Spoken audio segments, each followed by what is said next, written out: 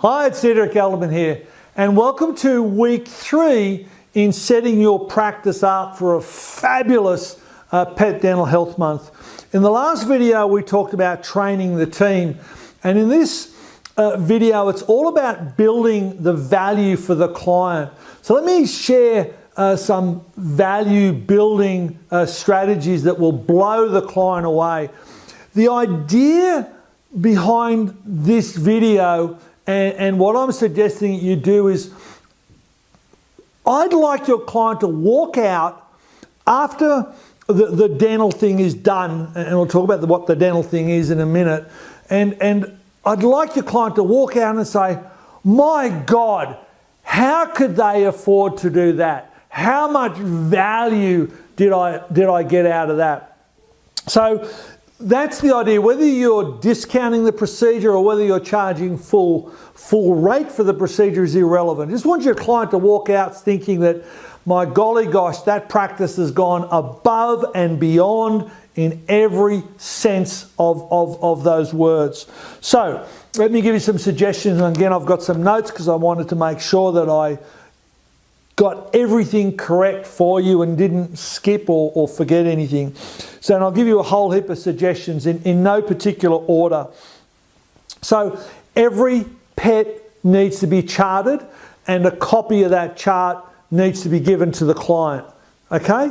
A physical copy, not emailed, nothing like that. You want to give them a physical piece of paper.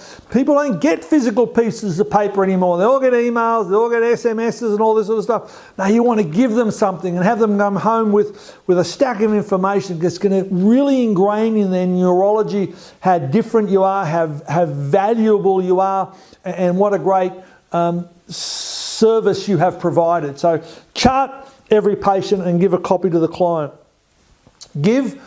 Take a before and after photo of the procedure, of the dental procedure, and give it to the client. Yes, even if it's only a grade 1. Ring the client when the pet's in recovery. If you're only pre-anaesthetic screens, then ring the client when the screen's through and say, hey, great news, pre-anaesthetic screens are perfect, liver, kidney, etc. All hunky-dory.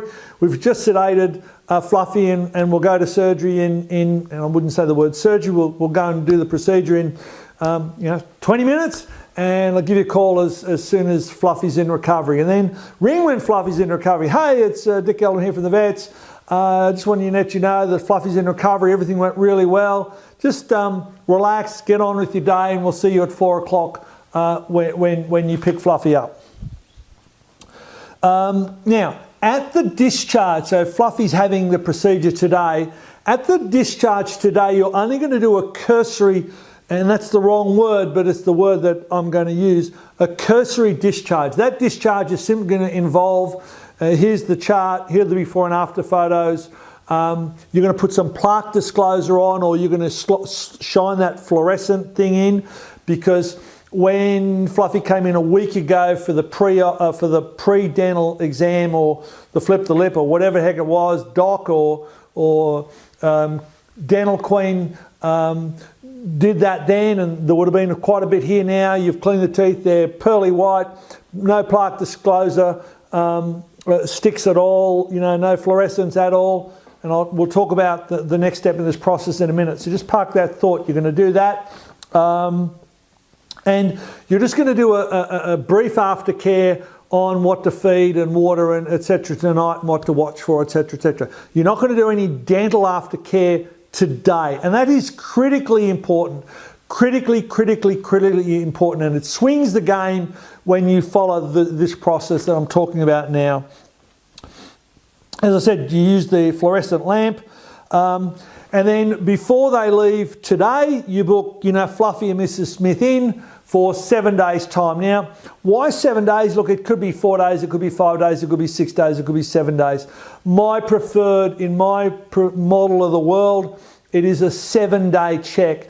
Why? Because that typically fits in best with most practices' rosters. Wednesday afternoon this week, we'll have the same roster as Wednesday afternoon next week.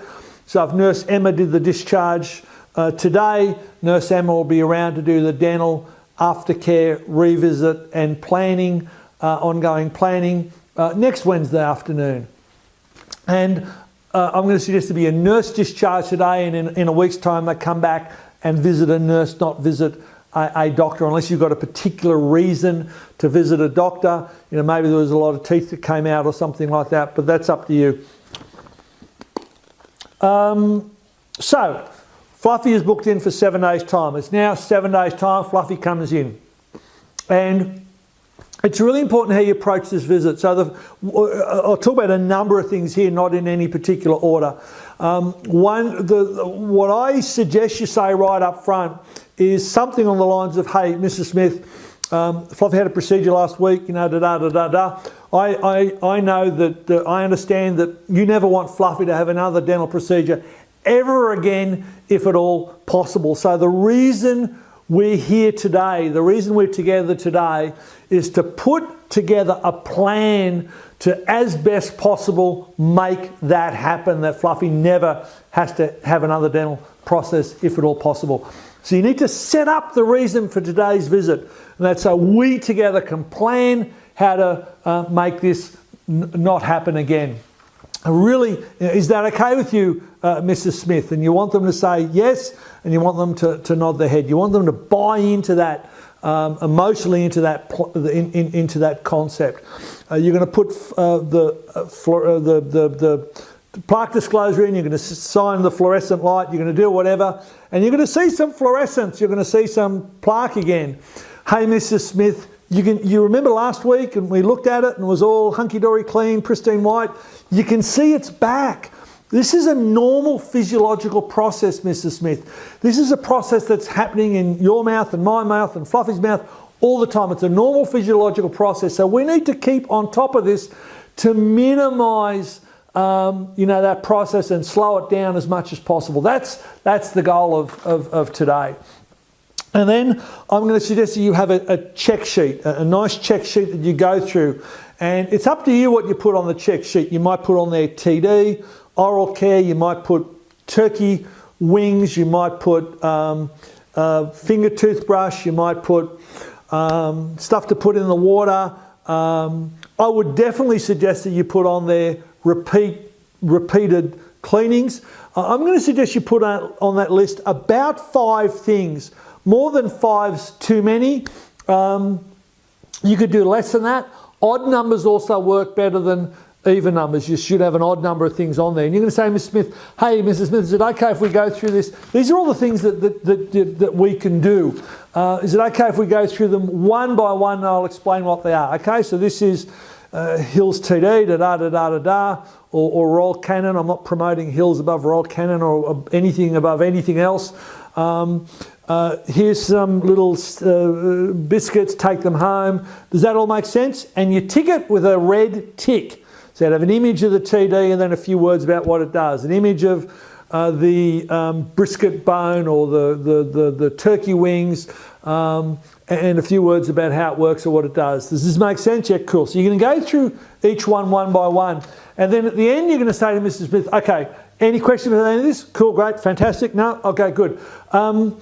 Based on what we've been through, which one of these do you think is going to work best for you and for Fluffy on an ongoing basis?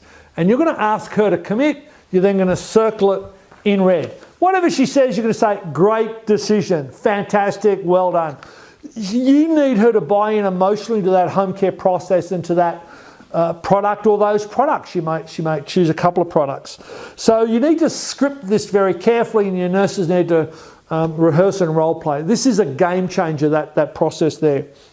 Now, and then, bye Mr. Smith, etc., etc. But before you say goodbye to them, you're going to book them in for a 6-month checkup. Hey, it's with my compliments. You can't say no. It's not going to cost you anything. So you get them back in 6 months and you're going to do the flip the lip. It's typically with the nurse. You're going to do the fluorescent stuff, all that sort of jazz again.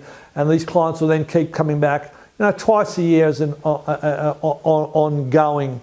Now, if they've purchased a product, whether it's the stuff you put in the water, whether it's TD, whether it's dental care from Royal Canin, whatever it happens to do, If you want to, and I'd most strongly suggest that you do this, but it's totally optional, of course, I'm going to suggest that in a week or two's time, you ring them, and what your nurse would do is say, okay, TD, fantastic choice, love it. It's the most popular of the foods that our clients choose.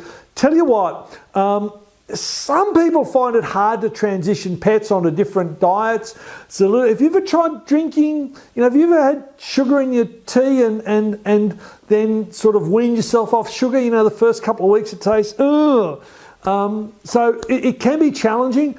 I've helped lots and lots of pets and pet owners, through that process. So what I'd like to do is I'd like to ring you next Wednesday to see how you're going. If Fluffy's transitioned perfectly, great, cool, wonderful. If Fluffy's a little bit slower transitioning, if you're having some challenges, I've got lots of hints, tips, clues, strategies that we can talk through and share that will help you make that transition.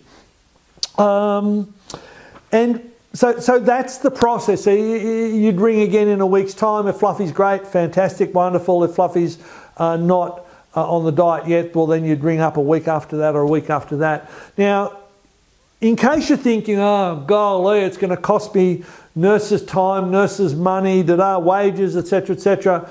Now, the answer to that is the client will love you for all that extra effort that your nurses put in and go and tell all their friends about how wonderful and kind and fantastic the practice was, number one. And let's not be so altruistic. Let's look at this from a financial aspect. Most pet owners do not stay on, well, most pet owners never stay on the diets, most pets will not stay on the diet. Most pet owners will take their pets off the diet if there is a transition problem, or if there's a toothbrush, they'll stop brushing because it's too hard or the pet doesn't like it or whatever. If you can help them overcome those simple obstacles, then you've got a client for life that's going to come back in and buy the TD, buy the stuff you put in the water, buy the oral care, buy all the Royal Canin food, whatever it happens to be that you've transitioned them onto. If they're on that, you have a client for life that's going to come back and purchase that stuff from you. So the few dollars, the half hour that your nurse may invest in 2 or 3 phone calls over the next 2 or 3 weeks is well and truly rewarded by ongoing sales. And if you happen to think that, oh gee, the profit on TD or the profit on the toothbrushes isn't enough to cover that nurse's cost, as likely as that is, just think of all the ethical upsells that you can do when that client comes in. They come in to buy TD, it's change of seasons. Hey, Mr. Smith, it's change of seasons, it's time to worm the pet. Did you worm Fluffy last week, or would you like to take some tablets with you now? Or it's flea season, here's some Bruvecto, or tick season, whatever it happens to be. So that's video 3, all about building the value. Next week, we talk about how to make this an ongoing process. So catch up with you then. Bye.